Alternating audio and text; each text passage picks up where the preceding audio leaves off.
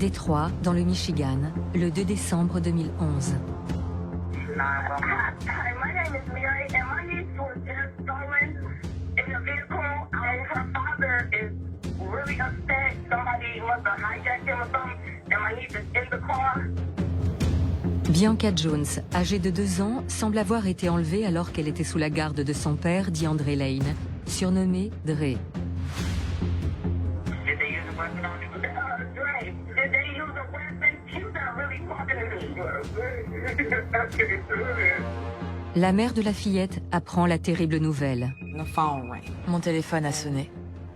C'était mon frère. Il m'a dit que quelqu'un avait kidnappé Bianca. Ça me paraissait pas réel. Mais pour les enquêteurs, la version des faits donnée par le père de Bianca ne tient pas debout. Toutes nos informations suggéraient qu'il était responsable. On l'a très vite considéré comme notre principal suspect. Les voleurs de voitures ne kidnappent pas des enfants. Ils ne seraient pas partis avec Bianca en laissant le véhicule à l'abandon. Le corps de la victime est introuvable. Sa mère reste convaincue que la petite fille est bien vivante. Tout me pousse à croire que ma fille est encore en vie quelque part.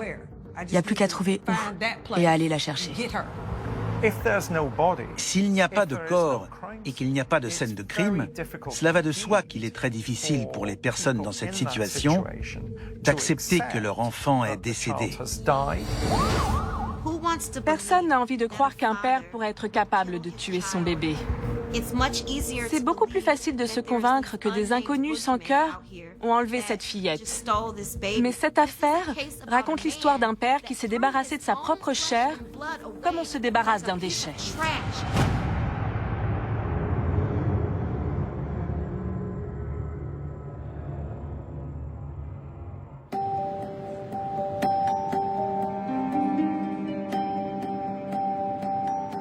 Bianca Jones, âgée de 2 ans, vit avec sa mère Banika à Détroit, dans l'État du Michigan. Elle commençait à toucher à tout. Cette petite était une vraie casse-cou. Elle sautait du dossier du canapé. Elle construisait des tours avec ce qu'elle avait sous la main. Un jour, j'ai rangé des chamallows en haut du frigo. Elle m'a vue. Elle me suivait des yeux comme un prédateur. Elle s'est mise à empiler tout ce qu'elle trouvait pour atteindre le paquet de chamallows. J'adorais voir sa personnalité se développer. Elle était intrépide. Elle faisait aussi une fixette sur les chaussures. Elle adorait ça, surtout celles à talons. J'ai dû lui acheter des chaussures de princesse en plastique parce qu'elle voulait absolument avoir des talons. Quant au père de Bianca, DeAndre Lane, il n'habite pas avec elle. Les parents de la fillette font connaissance à l'âge de 12 ans grâce à l'oncle de Banika, avec qui DeAndre est ami. DeAndre, mon oncle et moi sommes tous allés dans le même lycée. On était placés par ordre alphabétique. Et par la force des choses, on s'est retrouvés tous les trois à côté. On partageait aussi nos casiers. Je me suis dit, ah oui, il regarde Star Trek. Il est peut-être pas si mal que ça. Il arrive à faire les devoirs de maths. Ça me sera peut-être utile, je pourrais copier sur lui. Durant leur adolescence, Banika et DeAndre commencent à sortir ensemble. Il était drôle. Il faisait toujours des blagues idiotes. Il n'était jamais à court de choses stupides à dire.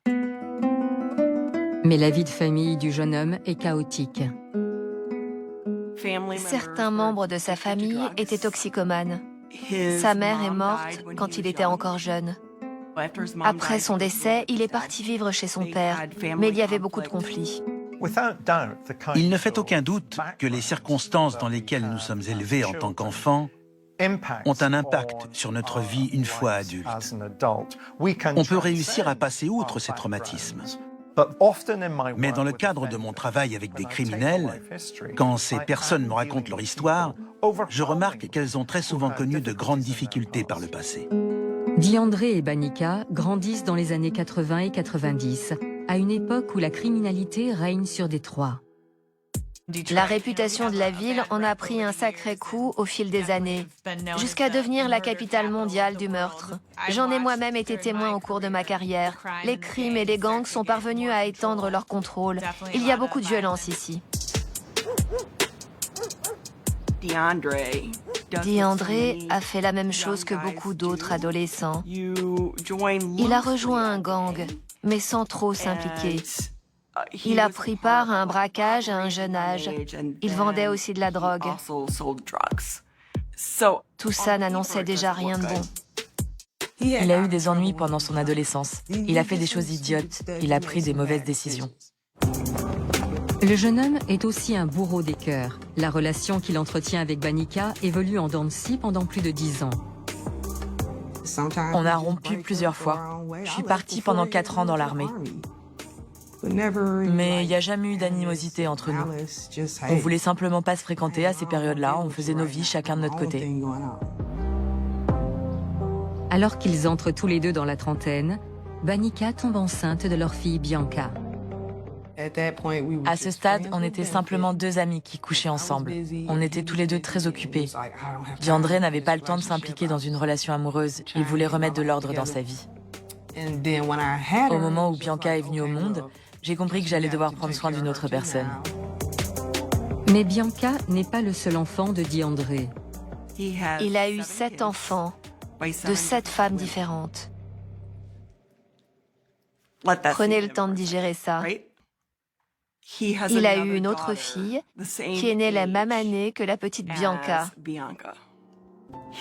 À cette époque-là, il avait des relations sexuelles avec de nombreuses femmes. Et 2 d'entre elles ont fini par tomber enceintes de lui au même moment. C'est assez ahurissant. Il a déjà été marié au moins une fois. Son ex-femme a été forcée de demander une mesure d'éloignement à son encontre à cause des violences conjugales au sein de leur couple. La relation qu'il entretenait avec ses 2 colocataires, qui étaient des femmes, était aussi plutôt inhabituelle. Si ma mémoire ne me joue pas des tours, je crois bien qu'il n'y avait qu'un lit dans leur appartement. Et ils se le partageaient tous les 3. Il y a beaucoup de choses à dire au sujet de Diandré. C'est un personnage très complexe.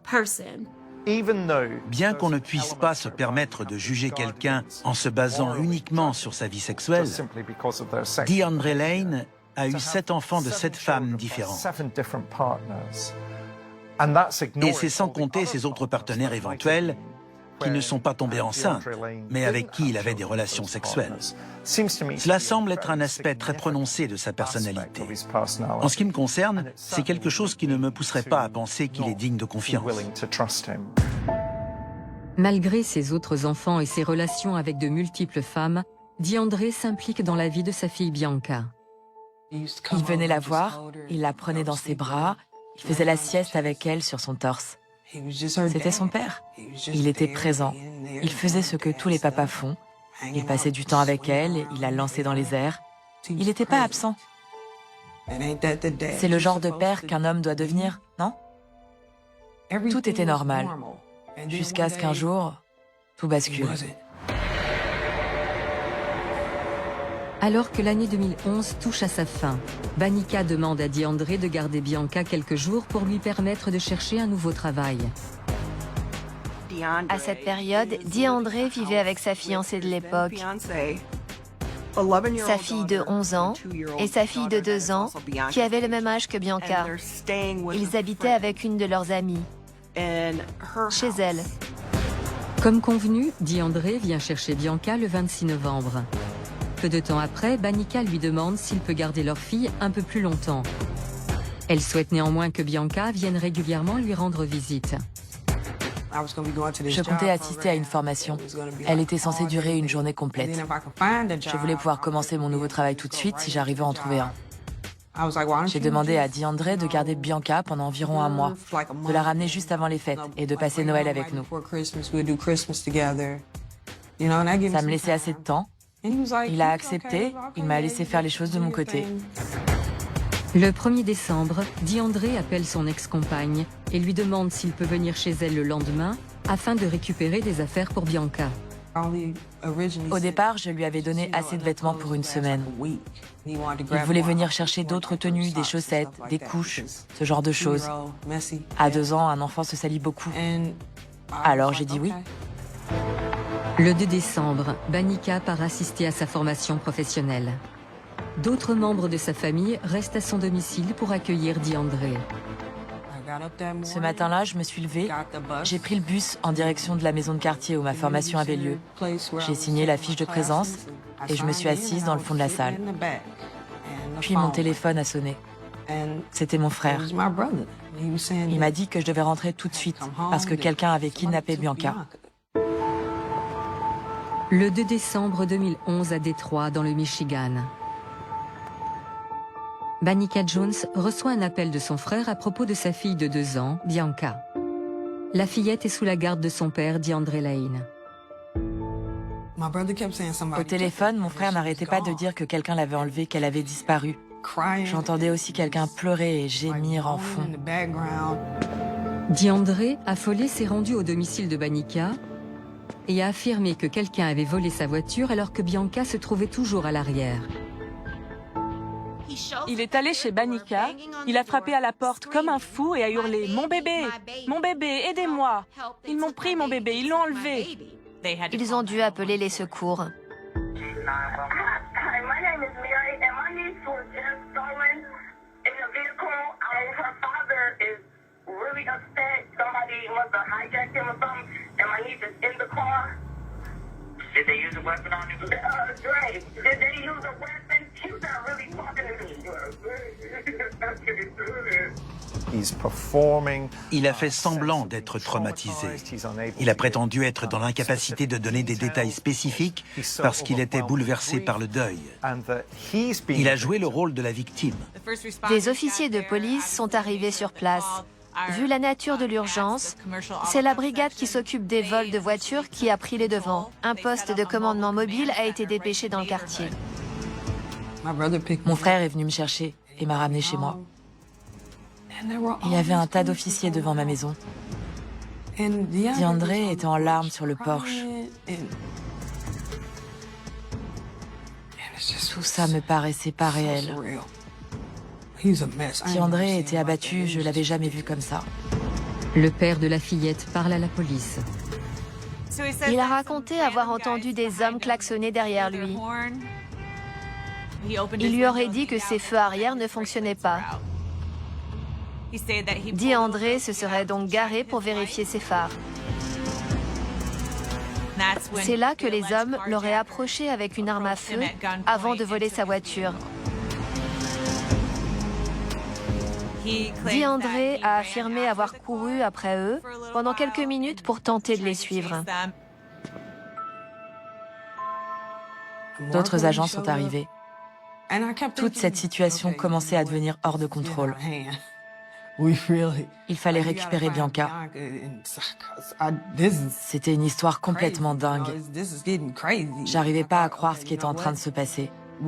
Pour moi, on n'avait qu'à retrouver la voiture et Bianca serait à l'intérieur. Je pensais que tout se résoudrait rapidement. La police lance immédiatement des recherches. Moins de 30 minutes après l'appel d'urgence, le véhicule de DeAndre Lane est retrouvé. Le moteur tournait encore. La voiture était dans une allée à quelques pâtés de maison du domicile de Banika. Les portières étaient ouvertes, les clés étaient sur le contact. Le siège enfant était toujours à l'arrière avec une couverture soigneusement posée dessus. Ils ont retrouvé la voiture. Mais pas Bianca. Tout laisse penser que la petite fille a été kidnappée. Les 3/4 des enfants enlevés puis assassinés sont tués moins de 3 heures après leur disparition. La police doit agir vite si elle veut avoir une chance de retrouver Bianca saine et sauve. Une enfant de 2 ans avait disparu. Au vu des circonstances présumées de l'enlèvement, on a mobilisé tous nos hommes pour aller sur le terrain. Je travaillais ce jour-là. J'étais sur une autre affaire. À un moment, on a reçu un appel radio disant que l'unité dont je faisais partie, qui est spécialisée dans les crimes violents, était requise. On a donc répondu au central, puis on nous a donné des consignes et on s'est mis au travail. Plusieurs unités et une centaine d'officiers se mettent à la recherche de la petite fille. On a très vite bouclé tout le quartier. On avait des agents chargés d'inspecter les jardins, les poubelles, les allées ou encore les chemins de fer. Dans cette zone, on trouve beaucoup d'endroits déserts et laissés à l'abandon.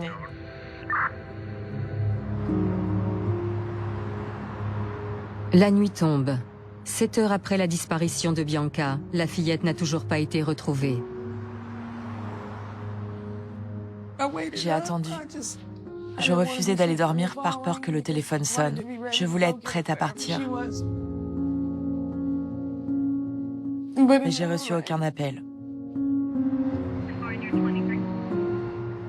Une fois le véhicule de DeAndre localisé, l'affaire passe aux mains de l'unité de Laurie. Notre équipe a été assignée à ce dossier. C'est moi qui ai repris les rênes de l'enquête. Malgré les recherches policières en cours, les enquêteurs commencent à soupçonner que DeAndre ment à propos des circonstances précédant la disparition de sa fille. Les vols de voitures ne sont pas si rares que ça à Détroit. Cela dit, dans le cas présent, on avait retrouvé le véhicule, mais l'enfant avait disparu. C'est le premier élément qui a mis la puce à l'oreille des forces de l'ordre. Si j'en crois mon expérience, quand un voleur de voiture se rend compte qu'il y a un enfant avec eux, il s'empresse de se débarrasser du véhicule avec le petit à l'intérieur. C'est le pire cauchemar de ces criminels. Ils ne veulent surtout pas voir un bébé sur la banquette arrière. Les voleurs de voitures ne kidnappent pas des enfants. Ils ne seraient pas partis avec Bianca en laissant le véhicule à l'abandon. Pourquoi aurait-il laissé le siège auto à l'intérieur? Pourquoi aurait-il pris le temps de remettre la couverture dessus? S'ils avaient enlevé l'enfant, ils auraient agi le plus vite possible. La couverture a été dans tous les sens, ou ils l'auraient même prise avec le bébé dans la précipitation. Les parents de la petite fille sont tous deux interrogés par la police. Ils sont venus à mon domicile et m'ont emmené au poste de police. Ils m'ont gardé là-bas pendant des heures. Ils m'ont posé toutes sortes de questions en boucle. Elles portaient surtout sur DeAndre. Ils m'ont parlé de sa petite amie, de son travail, de son comportement. Ils m'ont demandé s'il m'avait déjà frappé. Mais il n'a jamais fait ça. J'ai répondu à toutes leurs questions parce que je voulais récupérer ma fille. Si c'est à quoi je devais me plier pour y arriver, alors d'accord. Je leur ai dit tout ce qu'ils voulaient savoir. J'arrêtais pas de me dire que quelqu'un ne tarderait pas à entrer dans la pièce pour m'annoncer qu'ils avaient retrouvé Bianca, que tout ça serait terminé et que je pourrais rentrer chez moi avec ma fille.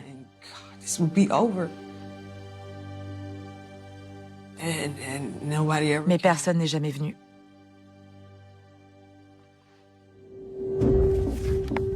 DeAndre Lane est interrogé sur les heures précédant la disparition de Bianca. Il raconte que son neveu était chez lui la veille au soir. Selon lui, sa compagne et les enfants étaient au lit. DeAndre est resté debout avec son neveu. Ils jouaient aux jeux vidéo quand ils ont entendu Bianca. Il devait être aux alentours d'1 heure du matin. DeAndre a dit avoir entendu des pleurs parce que la petite était tombée de son lit en voulant aller sur le pot. Son père a découvert qu'elle s'était fait dessus, l'a emmenée dans la salle de bain pour la laver, puis lui a donné une fessée. Il est ensuite resté debout avec son neveu jusqu'à 3 ou 4 heures du matin et vers 7 heures le 2 décembre, toute la maison s'est réveillée.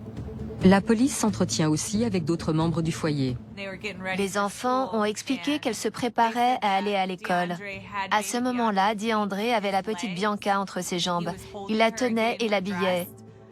Puis je me souviens que l'une des filles a dit que Bianca avait l'air d'avoir envie de dormir et qu'elle n'arrêtait pas de s'assoupir. DeAndre est sorti pour démarrer la voiture. Il a mis Bianca dans son siège auto, puis a posé une couverture sur elle. Ils ont ensuite pris la route et sont partis en direction de l'école. Quand il a déposé sa Benjamine à l'école, il lui a dit d'embrasser sa sœur pour lui dire au revoir. La fillette a soulevé la couverture et a fait un bisou à Bianca qui était endormie. Selon la fille de DeAndre, elle avait dormi pendant toute la durée du trajet. Il a ensuite continué sa route. Et selon son témoignage, c'est à ce moment-là qu'il se serait mis en direction de la maison de Bianca et de sa mère, Banika. Il voulait récupérer des vêtements et des affaires pour le bébé. Puis, il se serait fait voler sa voiture avec la fillette à l'intérieur. Mais les soupçons des enquêteurs s'éveillent quand ils en apprennent plus sur le comportement de DeAndre en tant que père. Sa fille aînée nous a parlé d'une fois où elle s'était urinée dessus. DeAndre lui a ensuite mis sa culotte sale dans la bouche.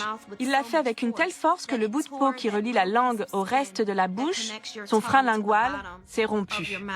Début décembre 2011 à Détroit, dans le Michigan, la police enquête sur la disparition de Bianca Jones, âgée de 2 ans.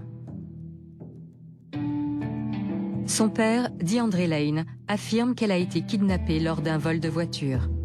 Mais quand les enquêteurs discutent avec les amis et la famille de l'homme, ils dressent le portrait d'un père très strict. Il avait ce qu'il appelait une batte qu'il gardait dans un placard au rez-de-chaussée de son domicile.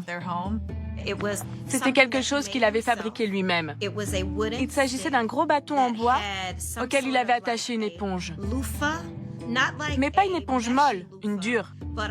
Il l'avait enroulée avec du ruban adhésif au bout du bâton. C'est ce qu'il utilisait pour battre ses enfants.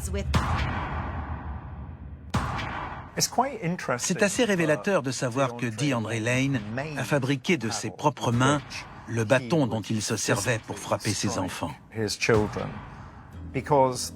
Ça implique que la violence physique qu'il employait avec eux était bien délibérée. Il avait conscience de la méthode d'éducation qu'il avait choisi d'établir.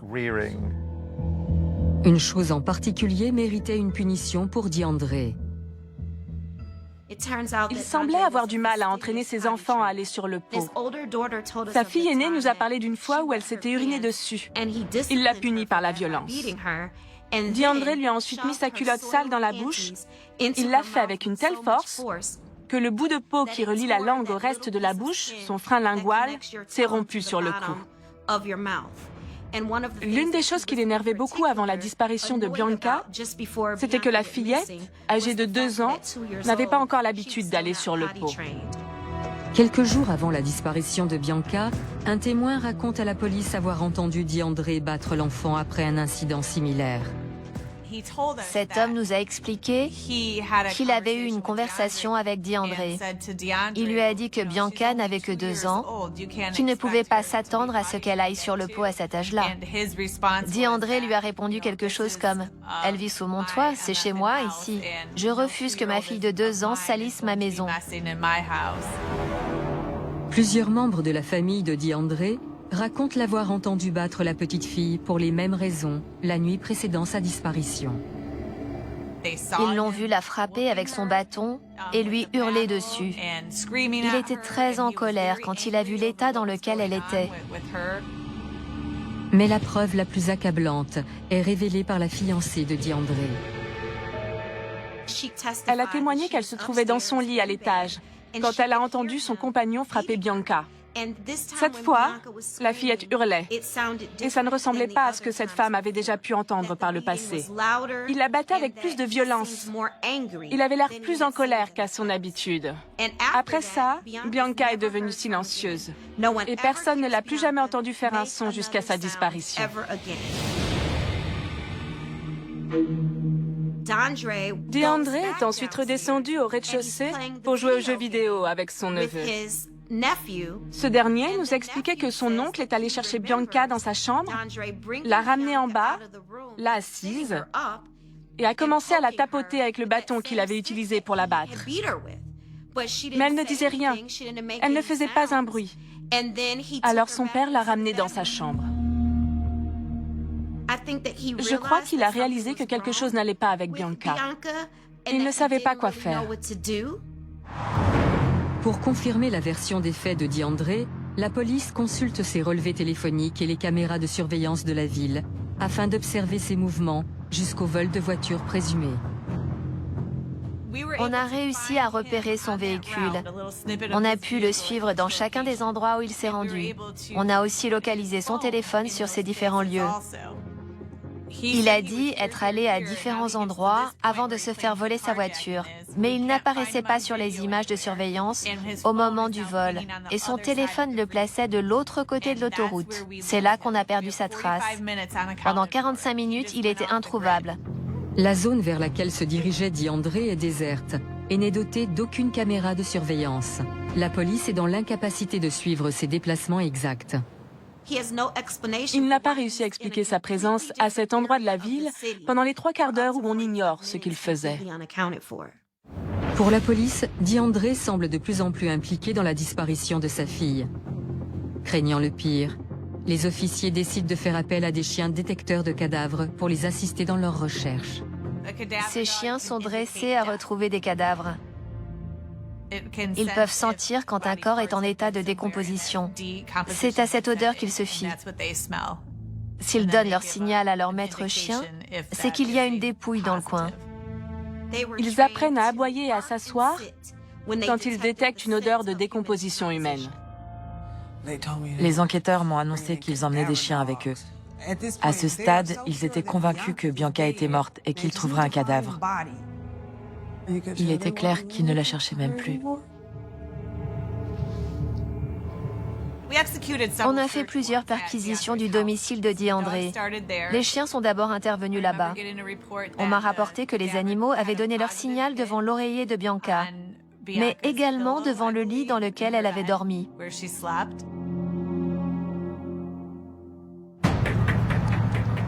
Les chiens sont ensuite emmenés à la fourrière où la voiture de DeAndre se trouve.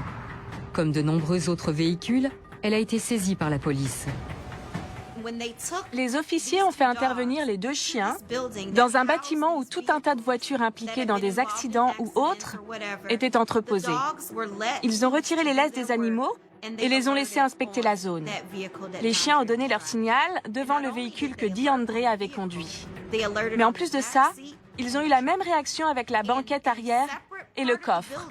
Dans une autre partie du bâtiment, il y avait le siège auto dans une pièce et la couverture dans une autre. Les chiens ont aussi alerté les officiers quand ils ont reniflé ces 2 éléments. Les résultats obtenus renforcent les soupçons des autorités. Elles sont dorénavant certaines que Bianca est décédée et que DeAndre Lane l'a assassinée. Mais elles n'ont toujours pas retrouvé le corps. À partir des informations à leur disposition, les enquêteurs émettent une hypothèse sur le déroulement des événements. Ma théorie, c'est que tout est parti du fait que Bianca n'allait pas sur le pot. Son père la battait et il est allé trop loin cette fois-là. Puis il a réalisé qu'elle était grièvement blessée. Je pense que quand il l'a assise devant son neveu cette nuit-là, c'était pour se créer un alibi. Il voulait prouver que Bianca allait bien et était encore en vie pendant qu'il jouait sur sa console. Mais il s'est rendu compte que quelque chose n'allait pas. Il était trop lâche pour lui apporter l'aide dont elle avait besoin. Alors il a décidé de la remettre au lit. Je suis persuadée que cette pauvre fillette est décédée dans son sommeil cette nuit-là. Je pense qu'elle était déjà morte quand il a voulu la réveiller le lendemain. Qu'est-ce qu'il pouvait bien faire? Il a d'abord dû réfléchir à comment il allait se débarrasser du corps, mais également à la manière de ne pas se faire prendre. Donc il a paniqué.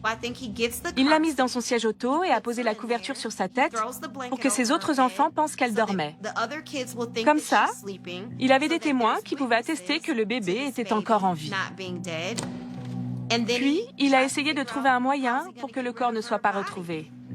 À mon avis, il s'est dit que s'il se rendait dans cette zone de la ville, qui était déserte et laissée à l'abandon, il pourrait se débarrasser d'elle.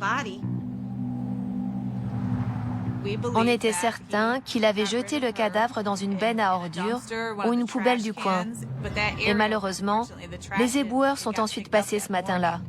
Une fois que le corps a été ramassé avec les ordures, il a sans doute été emmené jusqu'à l'incinérateur de déchets qui se trouve à quelques pas de cette zone. Et les camions des éboueurs sont ensuite repartis à la décharge.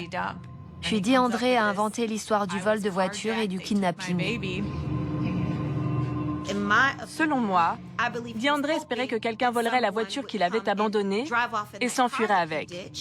Le voleur aurait ensuite dû expliquer ce qui était arrivé à l'enfant qui était censé se trouver sur la banquette arrière.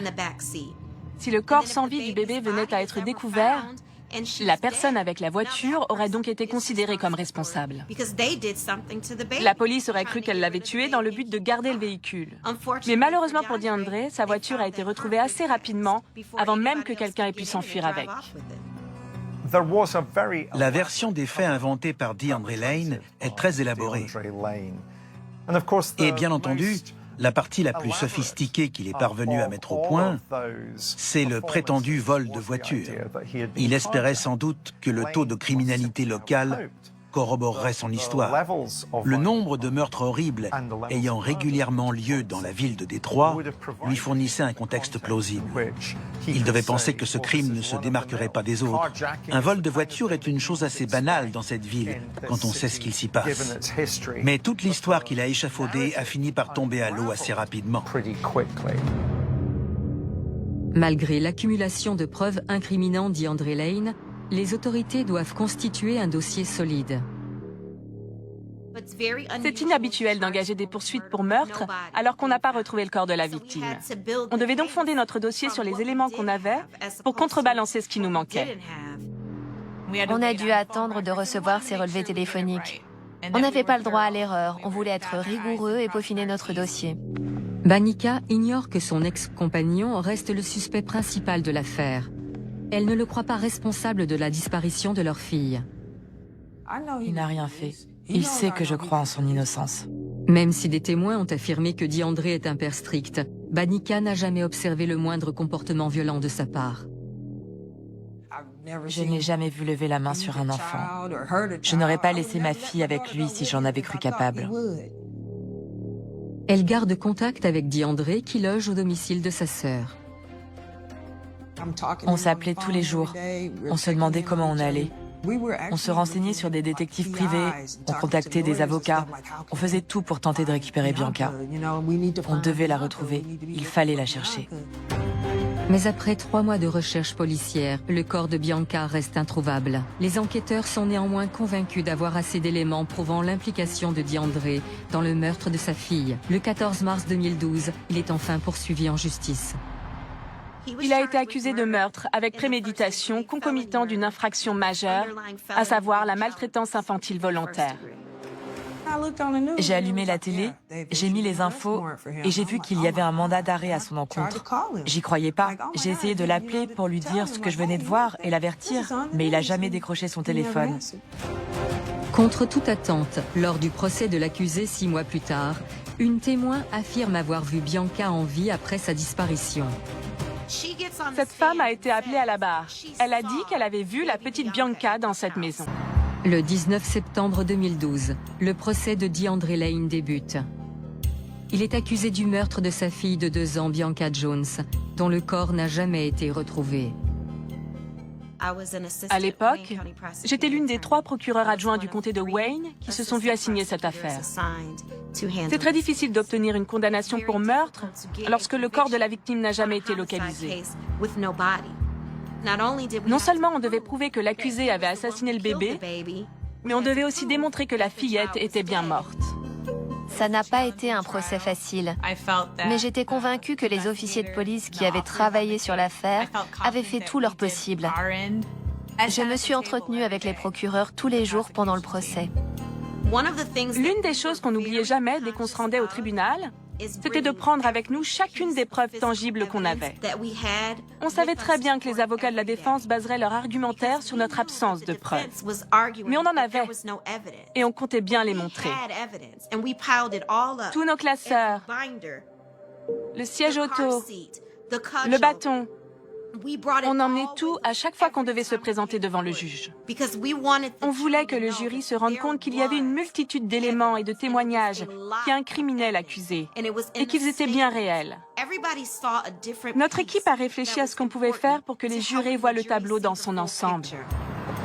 La mère de Bianca, Banica, apporte son soutien à DeAndre. Je l'ai jamais vu faire quoi que ce soit qui allait dans le sens de ce que disaient les procureurs.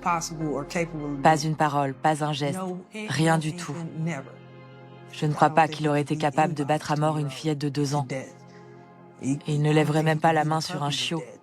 C'est pas dans sa nature. Il ferait pas ça.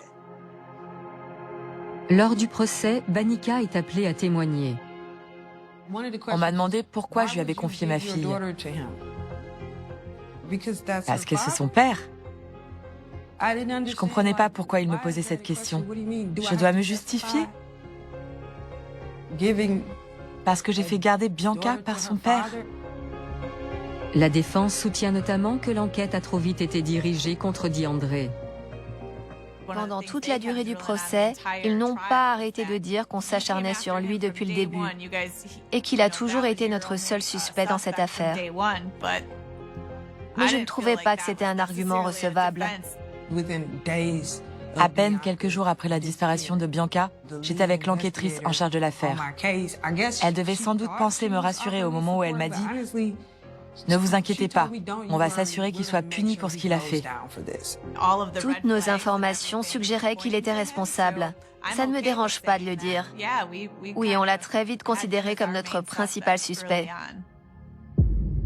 Mais les avocats de l'accusé ont plus d'un tour dans leur sac. Un témoin surprise a été appelé à la barre à la dernière minute. C'était une autre officier de police. Je n'avais jamais été confrontée à une situation pareille.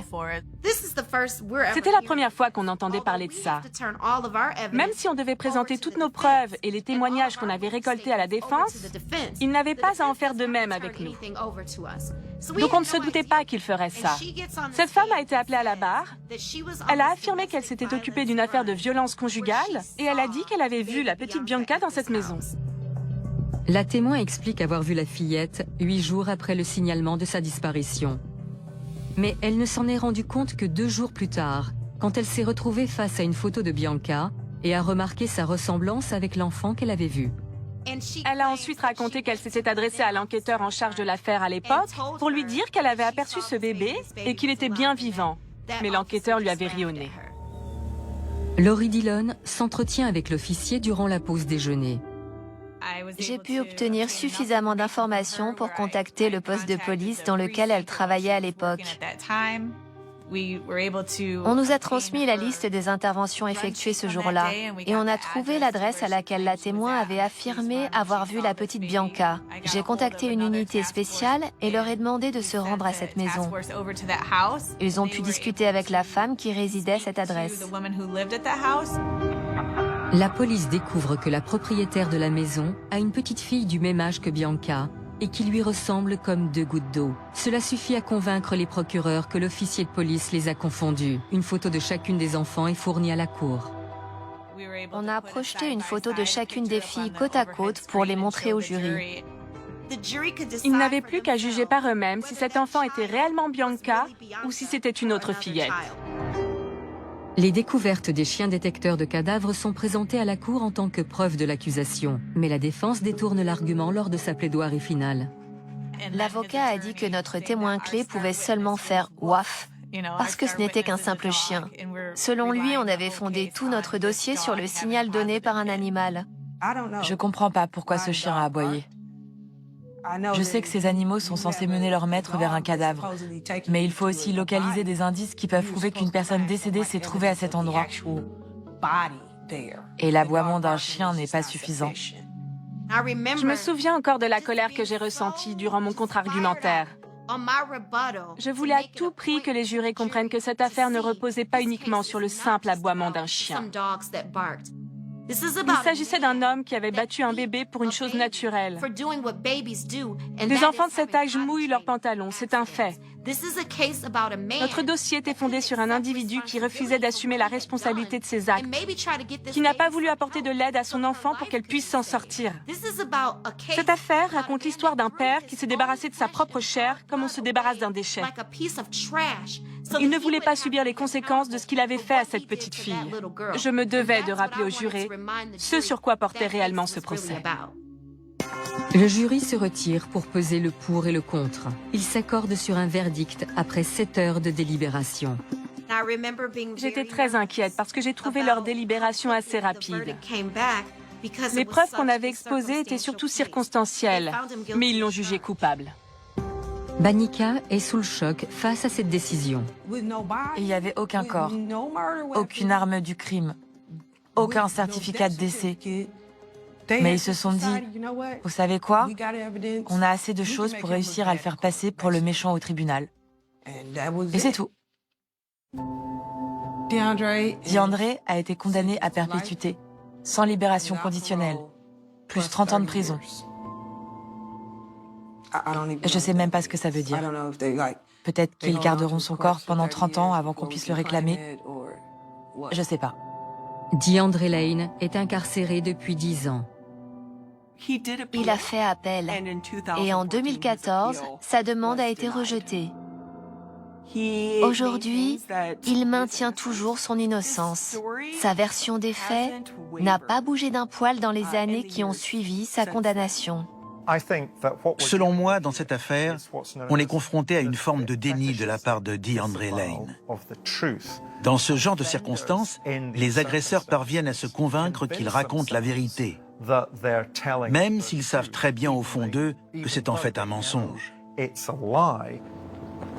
Plusieurs témoins rapportent avoir aperçu Bianca après sa disparition. On nous a beaucoup appelés pour nous dire que Bianca avait été vue.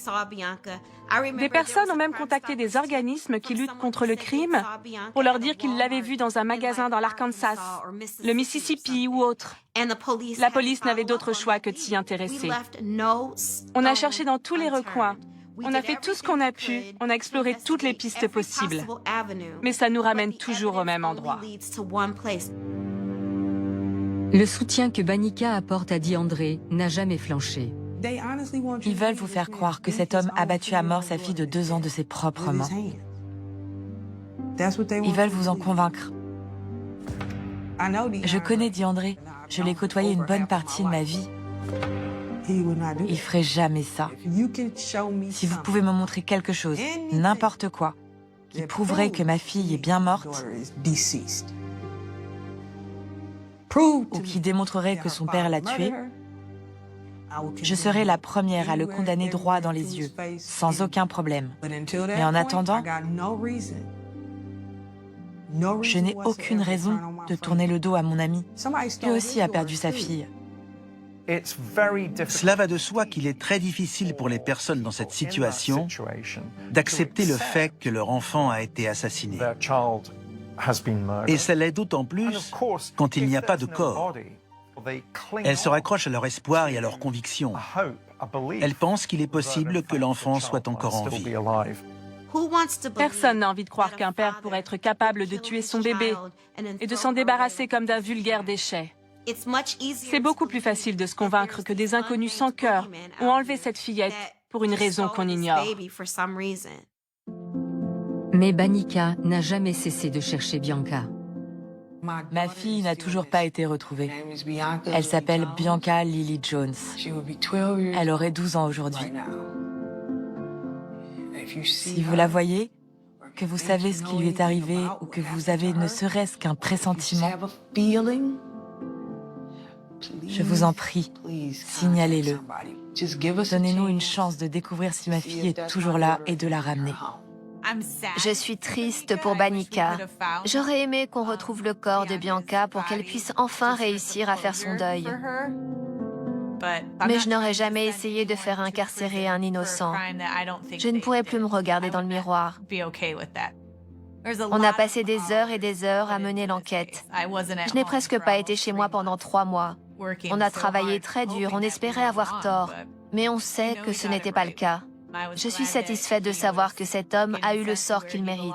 Je suis convaincue que DeAndre Lane est un individu imprévisible et qu'il représentait un danger pour autrui et pour ses propres enfants. Embrassez vos enfants. Serrez-les très fort dans vos bras et ne les lâchez plus. Aimez-les et ne prenez pas le temps passé avec eux pour acquis.